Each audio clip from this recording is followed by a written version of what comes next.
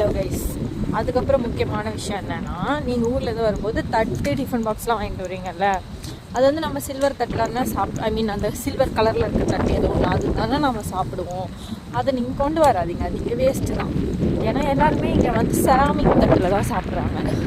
நம்ம மட்டும் வந்து இந்த தட்டில் சாப்பிட்றது அசிங்கம் கிடையாது, ஆனால் நம்மளால் அவனில் வச்சு ஹீட் பண்ண முடியாது. அதனால் நீங்கள் வந்து அந்த செராமிக் தட்டு வாங்கினீங்கன்னா தான் அது ஈஸியாக இருக்கும். இல்லைன்னா உங்களுக்கு வந்து என்ன பண்ணணும்னா, அப்போ நீங்கள் வந்து என்னென்னா சில்லுன்னு சாப்பிட்ற மாதிரி இருக்கும் எப்பயுமே. அதை அவாய்ட் பண்ணுறதுக்கு வந்து நீங்கள் என்ன பண்ணுவோன்னா, செராமிக்கில் இங்கே வந்தே வாங்கிக்கலாம். அதெல்லாம் சீப்பாக தான் இருக்குது. இல்லைனா ஃபேஸ்புக் மார்க்கெட் பிளேஸில் எல்லோரும் ஃப்ரீயாக கொடுத்துட்டு போகிறாங்க.